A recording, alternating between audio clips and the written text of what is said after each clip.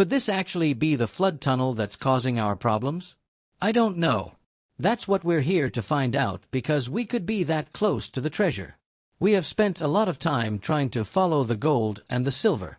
If there's gold in that void, that'd be huge. Buried beneath centuries of mystery, the truth has finally surfaced.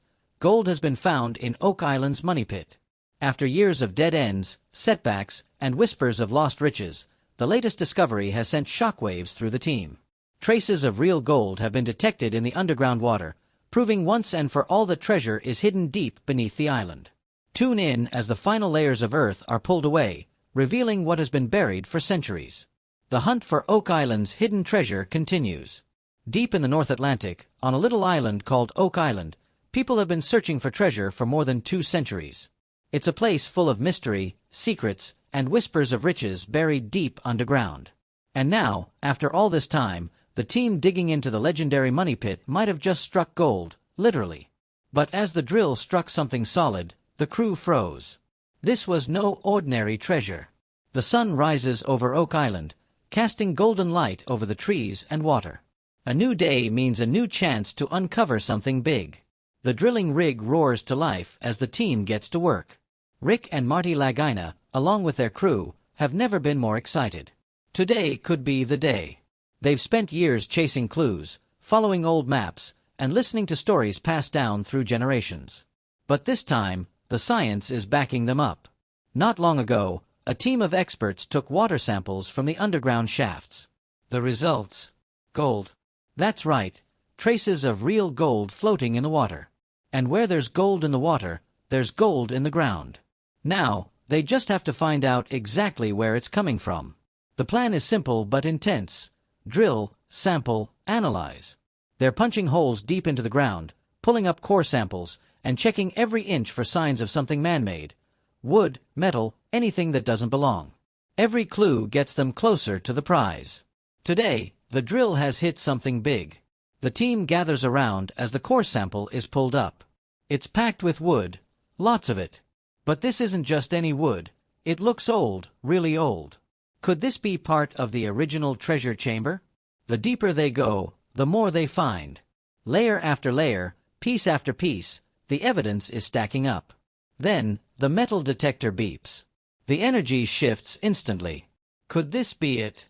Could they finally be touching the very thing so many have died searching for?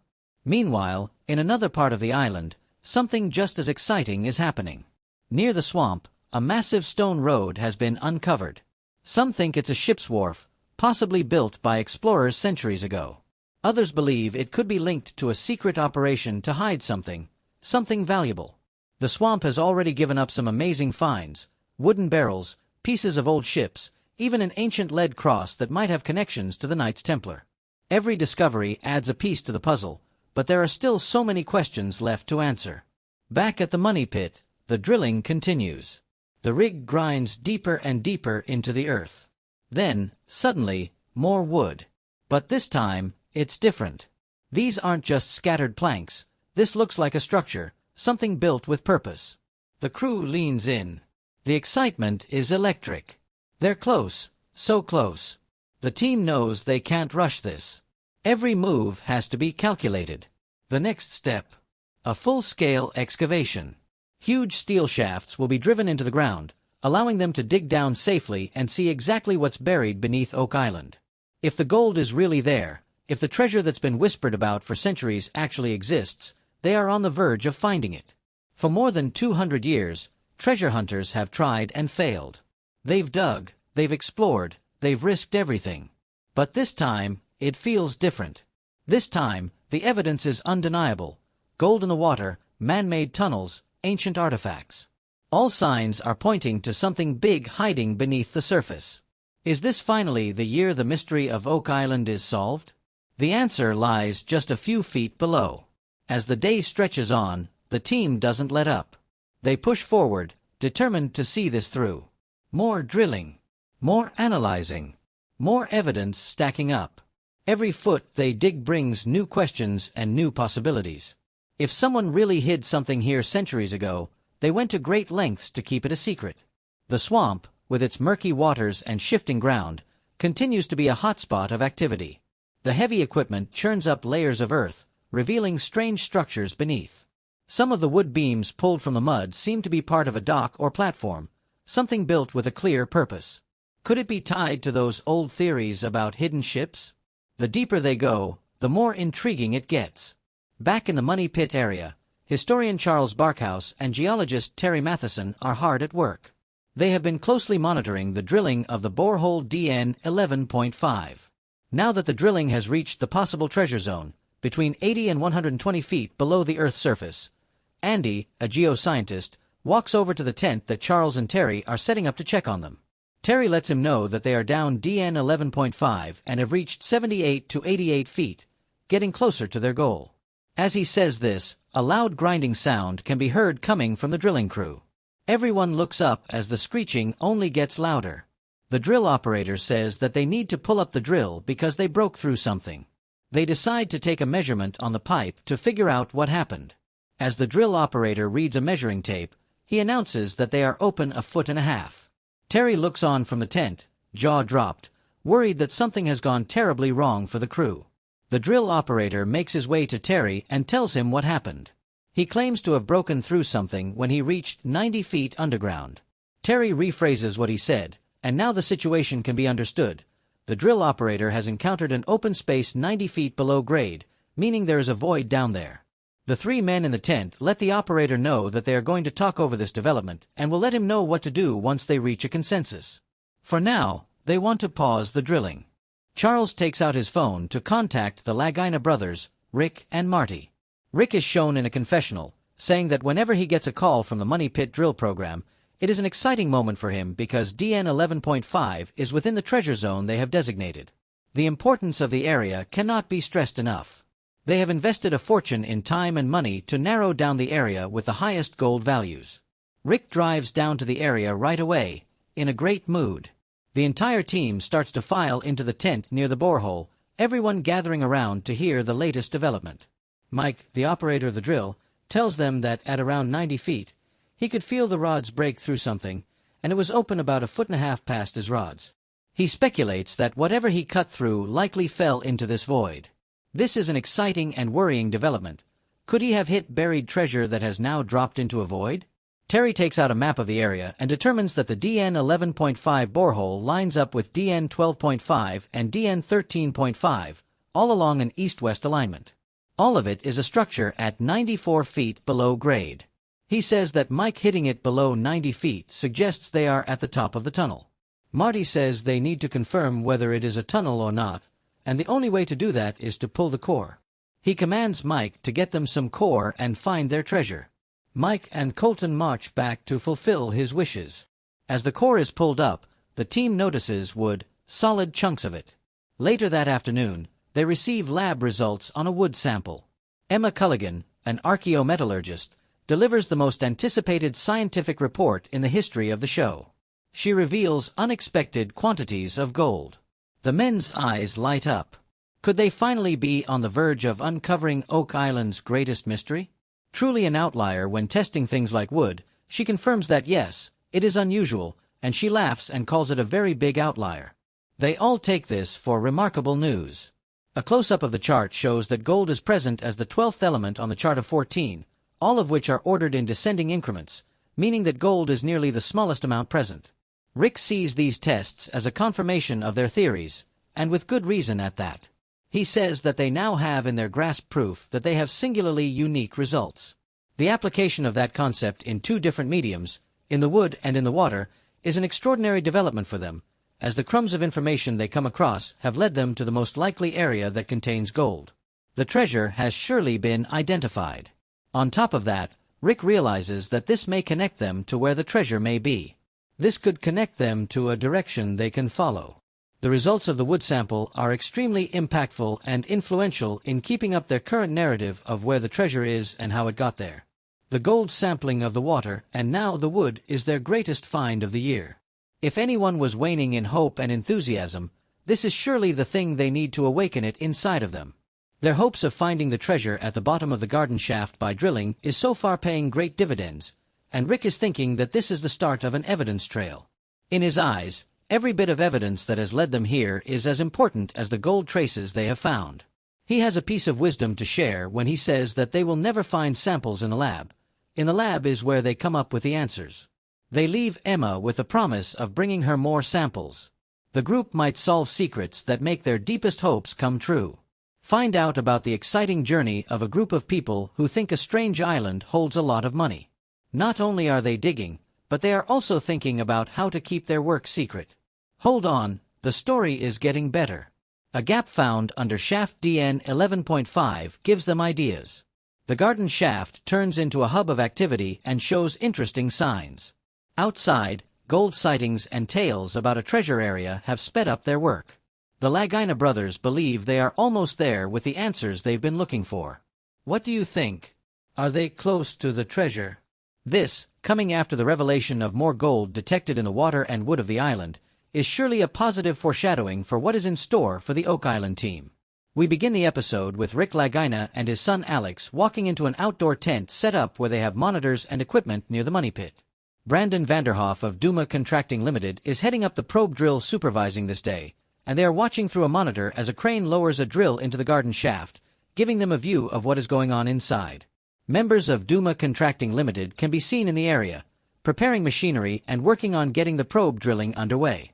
Today has been highly anticipated as it marks the beginning of this new probe drilling operation that will search for valuable, clear clues and treasure that are just outside the structure of the garden shaft.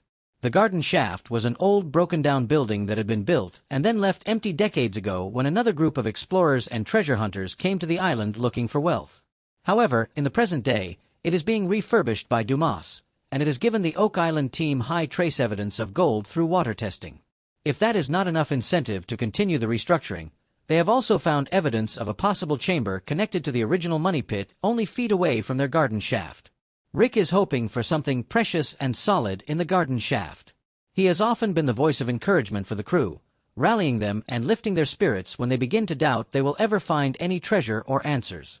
After seasons of scratching away at the mystery of the cursed island, Rick is sure that this is where the treasure hunt is truly beginning. All that came before was merely setting the stage and doing the legwork and research for this moment. Alex is recounting to Brandon in the tent that when they were drilling inside the shaft, they hit a void in the area. This information comes as a surprise to Brandon, making one wonder what information the Oak Island crew is sharing and not sharing with their contractors. After this little exchange, we get a flashback where Marty is asking someone how much they think he is missing out of the last 30 feet, and the drill operator speculates he is missing 10 feet. This response makes Marty snap his head to look over at his brother and feeds into his belief that this void they stumbled across could be the indicator of an offset chamber. Earlier this summer, the team drilled into a 10-foot-high void located several feet southwest of the garden shaft, a void that was speculated about by Marty Lagiina that could hold the money pit treasure vault that has long since been rumored. When the flashback ends, the inside of the garden shaft comes into view. It is difficult to tell what is happening inside, but Brandon, who is above ground with Alex and Rick, lets the viewer know that the team is lining up and getting the probe drill squared away inside the shaft before they begin. Since the Duma contractors have reached a depth of 55 feet in the reconstruction of the garden shaft, they are now going to manually probe drill multiple boreholes that will be able to reach several feet outside of the structure in the hopes of reaching the void they know is out there and finally determining what is inside of it. Rick says that if there is some connection there, he believes the Dumas team needs to know it as soon as they do. Alex thinks that if luck is on their side, they will finally know the truth today. In order to probe drill from inside the garden shaft, the team from Dumas Contracting is using a powerful hydraulic earth drill, a fancy way of saying a machine that is equipped for penetrating hard clay, sediment, and rock. They are focused on finding the void that is just outside their perceptions. They will drill a total of 3 holes in each of the shaft's walls, which makes for a total of 12 holes they will be making today. Of course, these holes will be made at different angles to multiply the possibility of success 12 times over. Any evidence they can gather of more man-made works and valuables, the closer the Oak Island team gets to success. The Duma crew is extremely professional, and as they work, they also collect soil samples. Rick, Alex, and Brandon watch on through a screen when Rick is struck with an important question for Brandon. He asks if, when the team cuts through the tight lining along the garden shaft wall, that is, the wooden lining along the walls, if he would be able to keep the wood that is coming from every hole the Duma team makes. What Rick could want with these wooden shavings is easy to guess, But he explains to Brandon in order not to come off sounding like a very demanding and annoying client. Rick explains that he would like to get the wooden leftovers to send to the lab and run through the XRF, X-ray fluorescence spectrometer, because they have detected high gold values in the area. In the next scene, Rick explains his thought process. That would act like a sponge if they test the outside of the shaft because they know the water samples show traces of gold. So, it stands to reason that the wood inside the shaft should also show traces of gold. This is a rather clever move from Rick because this is another way to verify and confirm their suspicions without needing to wait for all the results from the boreholes. He is determined not to waste any opportunity. Would you like any refinements or adjustments to the formatting? 7 centuries ago, the Knights Templar supposedly buried treasures on Oak Island. This shocking connection adds fuel to the speculation that they roamed the island all those centuries ago. The team returns to Lot 26, where Rick, Peter, and Laird are gathered around a stone wall. They believe the rocks were excavated during the building of a tunnel. Romy thinks the rocks would be an easy way to hide tunneling activity, as the spoils from the tunnel could be moved and scattered across the land. To avoid attracting attention to any specific spot, the theory suggests that the rubble was used to start construction on a wall. When framed this way, the idea is not far-fetched. They all agree the wall was purposefully built. It is simply too well organized and structured to be otherwise. Peter, Rick's nephew, comments that they need to find an artifact to back up their new theory. The next morning, following the revelation that the Knights Templar may have undertaken construction efforts on the island, the team continues their investigation. Oak Island historian Charles visits the money pit, where he speaks with drill operations supervisor Brandon Vayner-Hoff, asking for an update. Brandon informs him that they are about to start the last probe drilling effort before reconstructing the next level of the shaft. As the drill twists into the last wall, Brandon asks a series of questions about any findings. The Dumas team reports that they have found nothing when, suddenly, the drill hits something at 11 feet, causing them to stop. Charles sympathizes with the Dumas team, as they have no idea what they have encountered. It could just be a rock, or it could be something completely different. Both teams find themselves waiting anxiously for answers. As they observe the drill bouncing off the obstruction, tension rises. A sample is collected from the rock they hit, but upon examination, they find no signs of human activity in their exploratory drilling. This is disappointing news after such a promising streak of discoveries in this episode. Charles is convinced that there is a story at the end of this shaft and believes they must drill deeper. The next morning, the entire Oak Island team gathers near the money pit under an open-air tent, examining core samples. Emma Culligan, the team's archaeometallurgist, approaches with the results of the samples that Rick had collected from the initial borehole drillings. She holds up plastic bags containing samples, swinging them through the air to show everyone. Emma explains that because the sample is small, she can conduct a map scan. Rick interrupts to ask about the sample she just placed on the table. Smiling, Emma admits that in her hurry, she forgot to explain what she was holding. She clarifies that the sample comes from the inner lining of the garden shaft, taken from the wooden pieces originally placed along the shaft walls. She then makes a shocking announcement. Her analysis detected traces of gold in the wood. This discovery confirms the team's theory that gold could be present within the structure. The wood sample containing traces of gold was taken from a depth of 55 feet inside the garden shaft. Marty asks Emma how accurate her findings are, and she confidently assures him that the test results are 100% accurate. Marty smugly turns to the team and says, "Well, there you go." Terry then asks Emma if the gold adhered to the organic material, specifically the wood.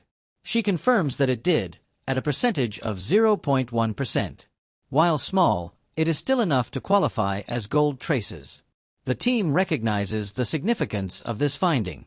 Marty asks if this is a substantial amount, and Emma explains that, measured in parts per billion, it is indeed a notable discovery. The experts discuss the next steps, considering cross-checking water samples with other samples to validate their findings. Terry remarks that Emma has an incredible ability to find gold, joking that it's a valuable superpower, which makes everyone laugh. Marty is thrilled with the results, feeling that they are closer than ever to a major discovery.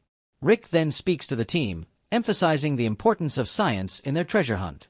This analysis has reinvigorated the group, and Rick notes that everyone at the meeting is smiling. He reminds them that they have always believed the garden shaft could provide unique opportunities if they remained smart and humble enough to learn from past mistakes. To celebrate Emma's findings, Rick initiates a round of applause, and she bashfully turns away. The team plans to follow the trail of gold deeper into the garden shaft while also investigating the mysteriously connected wells on the island. The episode title hints that they are on the verge of uncovering answers, or perhaps even more questions, related to a hidden well. Marty heads to the outdoor tent near the money pit, preparing to monitor another day of work. The team feels closer than ever to finding answers, or perhaps even the mythical treasure. Paul Troutman, an Oak Island historian, and Rodney McKay, part of the Dumas contracting team, are also present in the tent. The latest update on the garden shaft work indicates that they are installing a new set between 50 and 56 feet below ground. The shaft may be connected to the original money pit, potentially holding the key to solving Oak Island's treasure mystery.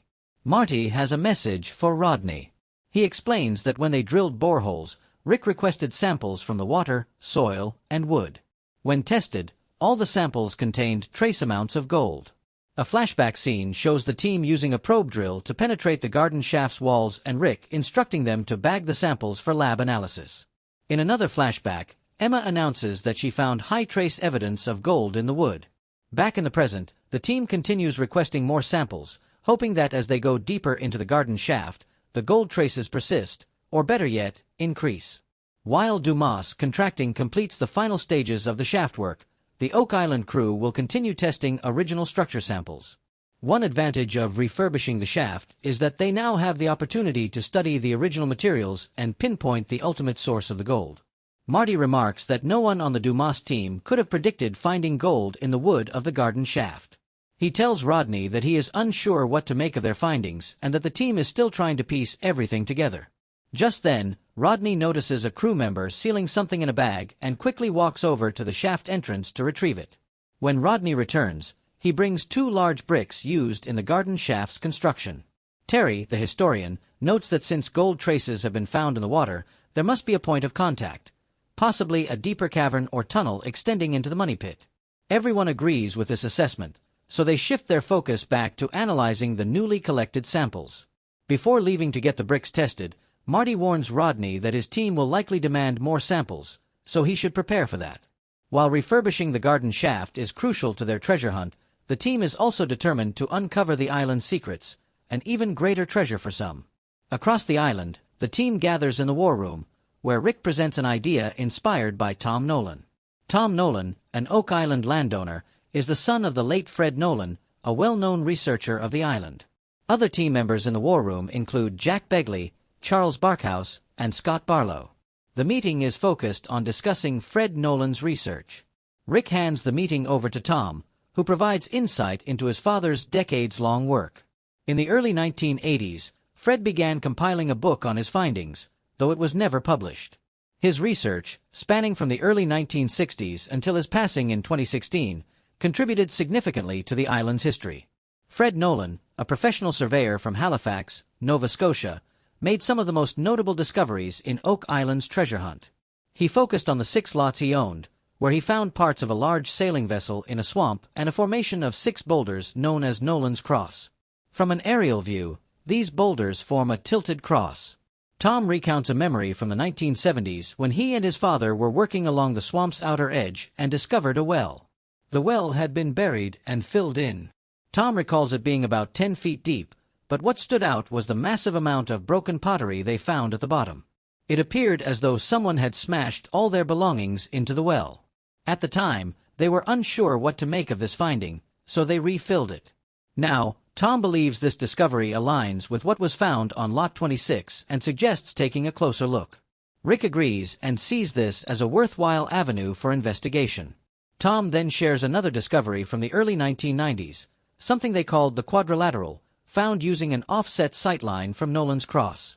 Within a couple hundred feet from the top of the cross on the north side of the swamp, Tom claims that when they got into the site, they cleared it off and brought in a small backhoe and did some light excavating in the area. What they found themselves in was some kind of boulder field, and it definitely did not look natural. Once they started to uncover more, Tom then reaches into a dark spiral notebook that he is sitting on the desk in front of him, and he pulls out what he says is the section in the book that was dedicated to the quadrilateral. Rick is looking over the page, and he asks Tom to explain the diagrams drawn inside. Tom says that they are his father's pictures of how he sketched out the quadrilateral. He showed a picture of the page, which shows on its long side it would be a shape of the formation of boulders, all neatly set next to each other, that is about 32 feet long and runs 10 feet deep with 3 layers of large boulders. Rick says that this is quite intriguing, and everyone around the table nods along. Tom chimes in that no farmer working on the island would have done this. He makes a good point, as there would be little reason for a hard-working farmer to create such a feature into the side of the island, so it stands to reason to Tom that it has another purpose they are all unaware of. Jack Begley, who until now remained silent, asks whether the area had been dug out or if their team will be able to do any excavations in the area. Tom says that his dad partially backfilled the area so it could be re-excavated. Rick leans forward and starts to take charge of the meeting again, saying that this information is all very interesting and what they will do is explore it further. However, he is more interested in exploring the well that he was referencing first. Rick's reasoning is that the well is on the northern end of the swamp, and they know the swamp was manipulated. Rick, in a private narration, says that Tom's well is interesting for 2 reasons. 1, it is a hidden well. That is how Fred Nolan described it. Rick says that there are other wells on the island, and they are all open and were not filled in. A very strange departure to have one covered up. The quadrilateral is a unique geometric figure, one with possible historical value, and he does want to look into it. However, the well takes priority in his mind. Eager for answers, Rick dismisses the war room meeting and hastens everyone to their tasks. Later that very afternoon, Rick Lagina and his son Alex are out with Billy Gart excavating Lot 11 near the northern edge of the triangle-shaped swamp. Rick gives Billy some important instructions, saying that he would work from the outside in so as not to tear apart the well. Billy takes these directions and carefully goes behind to dig up the area where Tom Nolan claims there is a hidden well. When the first bit of dirt is scooped out, Rick tells Gary that they have a mini treasure for him. He tells Gary that, as he knows, Fred did not use a metal detector during his research on the island because he was not a proponent of that, so he thinks they may find something here. Gary Drayton, the metal detection expert, is standing by as Rick determines the extent of the well. Gary is scanning all of the dirt that Billy pulls up. Almost immediately, Gary realizes that he has landed on something odd. He says he was about to sweep over it with his metal detector when he spotted it. What he pulls out of the soil is an old spike. However, this moment is more than just finding an old spike. It also gives some insight into why Fred Nolan was not a proponent for metal detection devices. If Gary had just been using his metal detector to see and examine the area, he might have missed some other item that lacked metals sitting under the soil. This is a potentially important clue. Gary identifies it as a rose head spike. As he holds it up proudly, he is taken immediately by the thought of the last person to ever hold that spike. Rick thinks it might have been the person who dug the well in the first place, for clearly, Fred Nolan had missed it in his first search. A rose head spike is special since it was hand-forged sometime prior to the discovery of the money pit in 1795. If this is so, how could the spike be related to the buried well that was only rediscovered 4 decades ago? More questions spill out, and they had just begun the excavation. It is a massive fastener of a spike, and Gary immediately jumps to them being used in tunneling or shafts. Gary bags it immediately and he goes to recheck the dirt he pulled it out of. Rick is unsure of what to make of this discovery and what it could mean. They have found rose head nails in the money pit in Smith's Cove, and he knows that those areas had been highly manipulated by men that came before him. He finds this fascinating, and he wonders if this is a sign that there are more structures hidden out of sight near this buried well. Gary finds another item immediately and pulls out a hook that looks quite old-fashioned and he believes could have been used to bring up water from the well. He notes that it looks hand-forged due to the striation on the tip. Gary then jogs their memories about another hook they found that someone called Carmen then identified as being from the 1600s. In a flashback, we are taken to Lot 8, which is less than a quarter mile to the west. Gary and Marty found another 17th-century bunk hook, a tool specifically designed for lifting heavy cargo.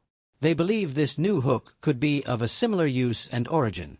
Later on, in their journey of excavating the buried well, they have discovered that the boulders in the well are stacked one on top of the other. Rick, seeing more of the well, is convinced that it is related to the well they found in Lot 26 because they are the two on the island that look like that. This is a potentially historic discovery for the team on the island. The stone well was first discovered in the 1970s, and now, as it has been unearthed, they believe it could date as far back as the 11th century. The well has shown it has high trace evidence of silver. Rick says that there are enough remnants remaining to point to the construct being the same as that of the Lot 26 well, that he is tentatively connecting to the Knights Templar. Rick explains that the smaller stones and the lack of large round granite boulders are identical to what they found in the Lot 26 well. Tom Nolan tells Rick that no matter how much Rick excavates the well, he doubts that they will ever find a perfectly round well here. They are all trying to figure out what to do next, and Gary suggests that they lift the top off the well with the excavator to expose more. Tom thinks that could be a good idea. Tom suggests they take out some of the center and look for more evidence. Rick notes that the 8 other wells across the island are completely different. Tom says that the placement of the hidden well is well chosen since the swamp is not far from the area, so making a well here means they will always have access to water. Rick does not believe in coincidence, so to him, the 2 wells must have been made by the same group for a similar purpose. He just does not know why or how it is relevant. To Rick, this discovery is impactful because the wells being on opposite ends of the island, one in the north and the other in the south, point to a body of work of some mysterious person or organization that Rick believes is treasure depositional work. They want to keep excavating, hoping the very end of the well will show them some clue, but they are warned against going deeper, as the team will need to get permits allowing more excavation. The reason for the caution is understandable, as the swamp being so near to the excavation could prove to be an ecological problem for the island. Back at the Oak Island Interpretive Center, Emma Culligan, the archaeometallist, has been able to find some information on the wood they pulled from the garden shaft earlier in the week. The wood comes from 58 feet down on the crane side, which would make it the opposite side of the piece of wood that tested positive for gold. The treasure zone is an area that Rick says is significantly unknown and under-investigated, meaning they could truly be the first to unearth new clues or find new items that can measure their progress compared to previous attempts at cracking the mystery of Oak Island. For the Oak Island team and the Dumas Company, all the drilling is meant to further their understanding of the relevance of the garden shaft in terms of treasure recovery. Craig notes that the Dumas team is taking samples of clay and wood from the shaft, excited to see whether the wood on the outside or the inside has higher traces of gold. Scott Barlow and Craig say that any new piece of the puzzle will help them tremendously, hoping to inspire more interest in the Dumas team. Across the island, Rick Lagina and his team are still excavating some wells. Tom Nolan, a landowner on the island and the son of Fred Nolan, is also part of this ongoing investigation. They are currently on Lot 13, northeast of the swamp. This is the site where they have decided to search for the quadrilateral. Rick finds it fascinating that Fred Nolan had written about 3 layers of multi-ton stone, all waiting to be analyzed. This unique feature immediately caught the attention of the Oak Island team. Tom hopes they can get some answers. His father knew they had found something special but never had the chance to confirm his suspicions or determine the meaning before his death.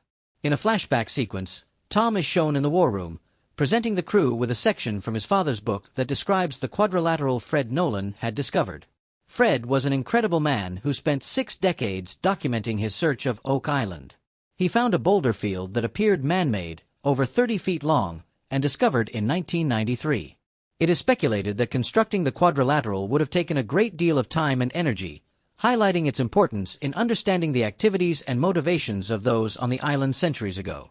Although Fred managed to remove a number of boulders and rocks from the quadrilateral feature, he was never able to confirm whether the structure was a marker or if it was hiding something. Rick states that the end of Fred's dig is the beginning of theirs. The team chuckles as they say it's time to get bolder, a play on words as Billy resumes his excavation. He uncovers a pipe sticking out of the area, as well as small sticks scattered on the ground. Gary asks Tom whether his father did any drilling in the quadrilateral area, and Tom confirms that he did, as documented in his book.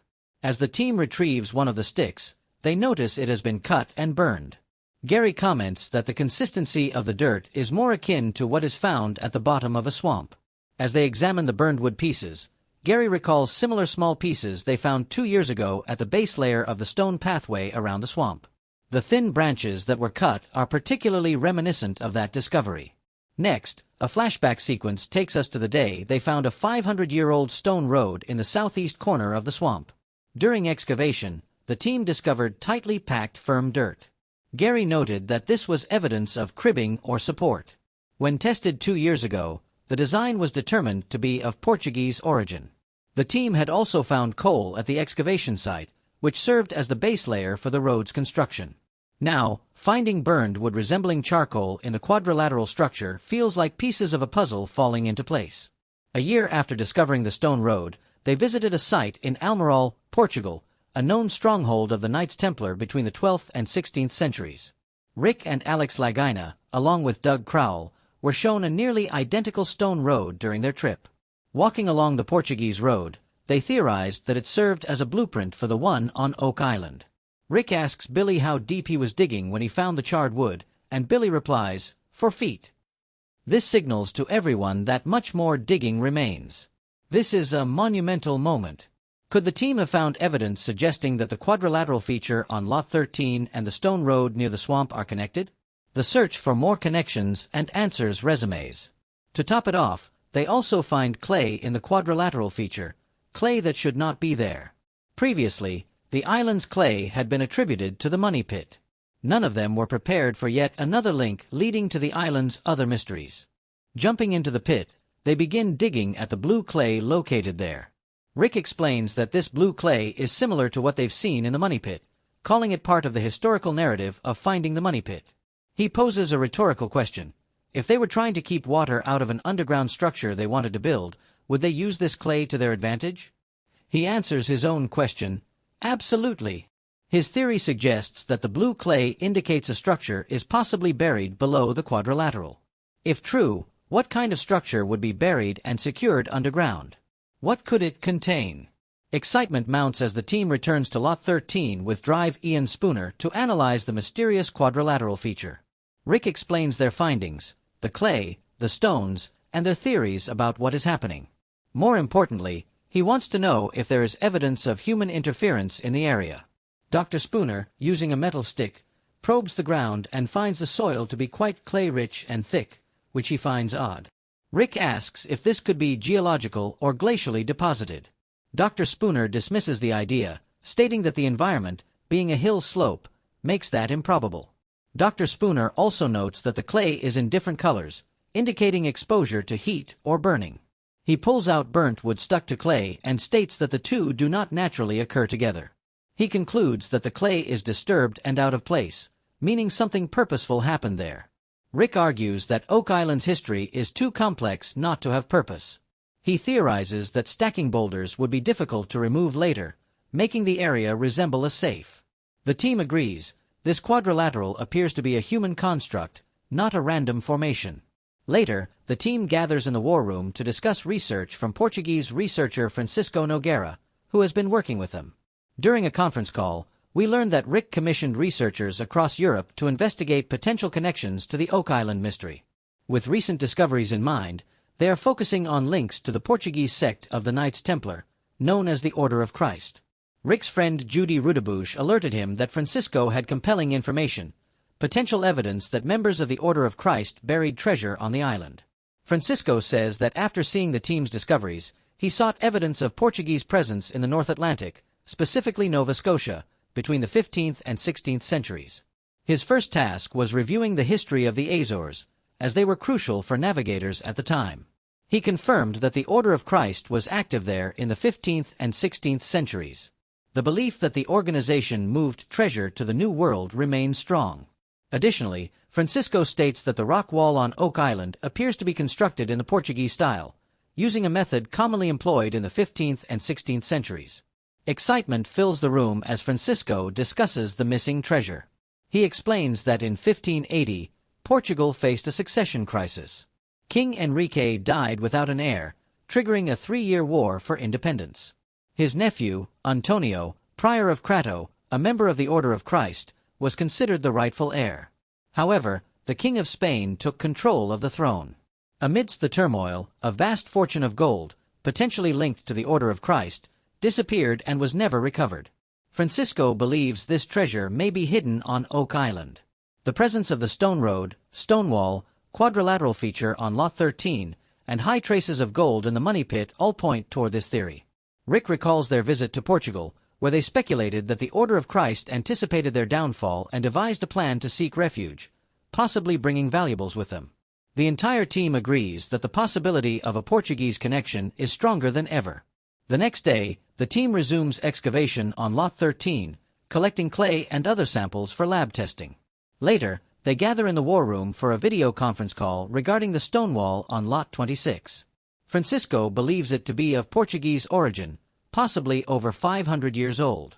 The team excavated and obtained a carbon-14 sample from the wall's base. The results date the structure between 1464 and 1638, aligning with Francisco's theory.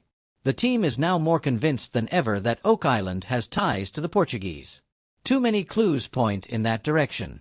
Determined, they decide to unearth more evidence and travel across Europe to further investigate Oak Island's mystery.